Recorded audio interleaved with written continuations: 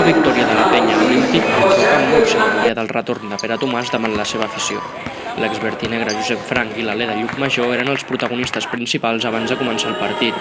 El Múrcia d'Òscar Quintana aterrava a Badalona amb una plantilla reforçada i amb el mateix balanç de victòries que la penya. El Joventut buscava refer-se a la seva pista de la derrota patida la setmana passada al Bues Arena contra Caja Laboral. Els seguidors vertinegres van poder gaudir d'un matí de bon bàsquet en el que la penya va demostrar ser superior al Múrcia.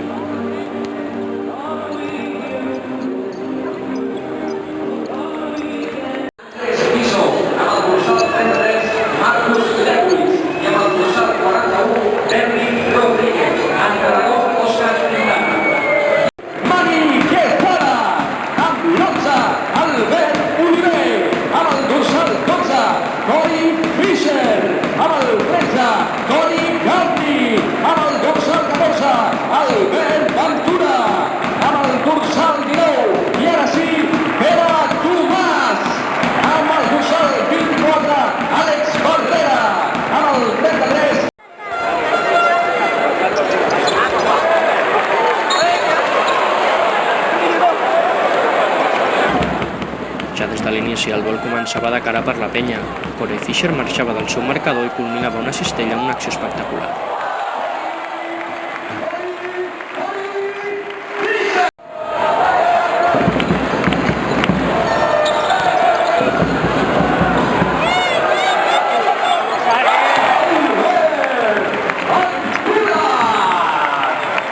Amb la sortida a pista de Pere Tomàs, l'afició vertinegre va embogir. Després d'uns minuts de tempteig, el duel es va convertir en un intercanvi constant de cistelles sempre favorable als locals.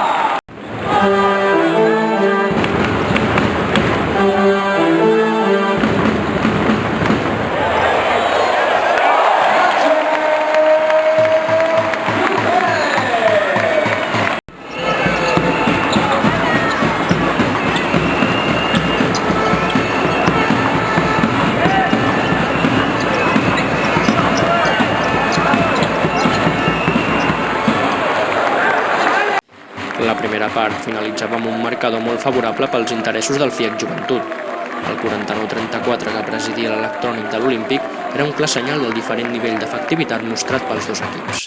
Després del pas per vestidors, el desenvolupament del maig va seguir el mateix curs.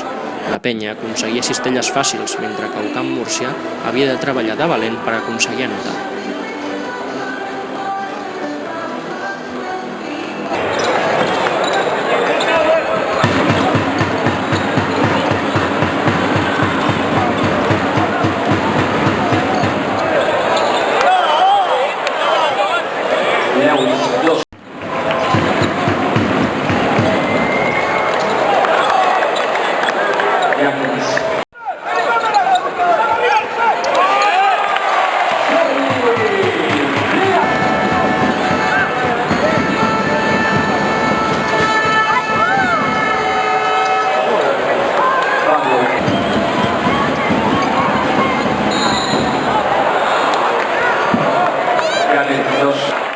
Quan semblava que el conjunt d'Òscar Quintana reduïa diferències, va aparèixer Moses i Hambe per afusellar el rival des del triple. Els 5 llançaments des del 6,75 anotats per l'alè vertinegre van ser massa per un Múrcia que va arribar a estar només 9 punts per sota.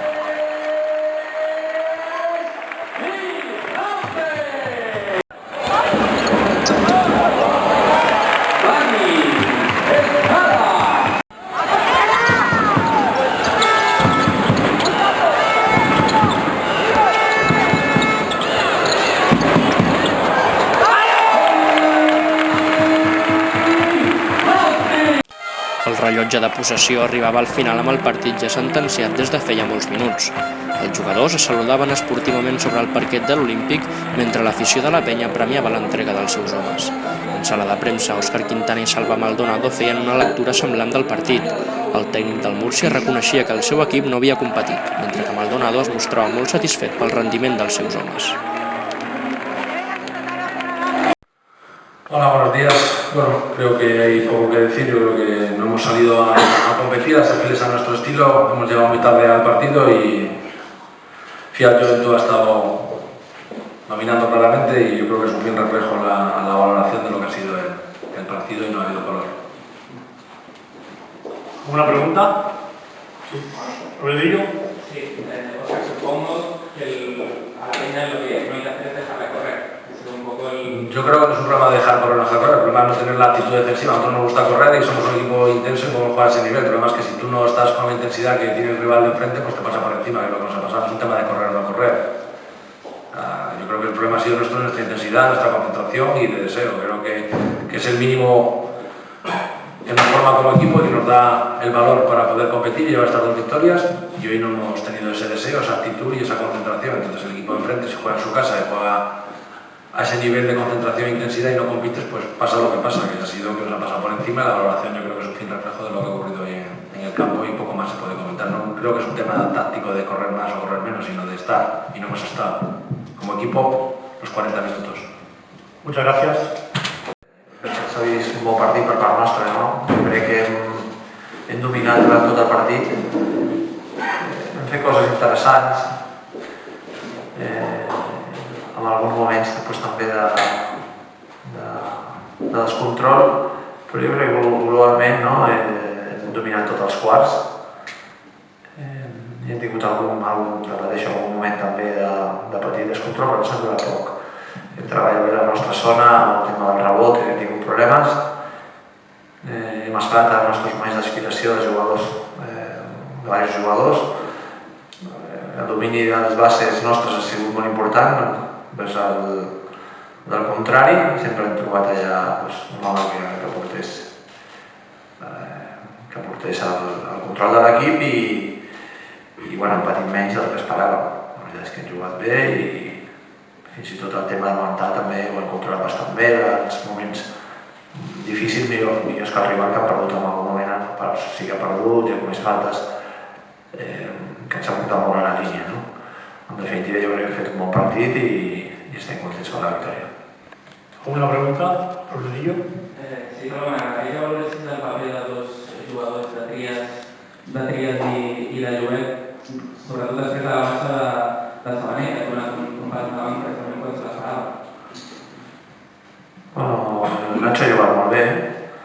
El Koeman ha sortit bé, però després s'ha de centrar i el paper o els minuts que tocava repartir-se entre els homes grans nostres, tenim a Nacho com a mal, ha jugat bé, s'ha barallat molt i després s'ha finalitzat de forma bastant millor la segona part que la primera, però de forma bastant bona, aquestes opcions de prota bàsquet. Jo crec que estic molt content i després el Jordi jo crec que ha jugat un excel·lent partit, més del que potser podíem mirar les estadístiques. Ha estat bé, no ha comès errades, inclús quan han jugat ells amb 2 5, ha defensat el 5, el tiri, ha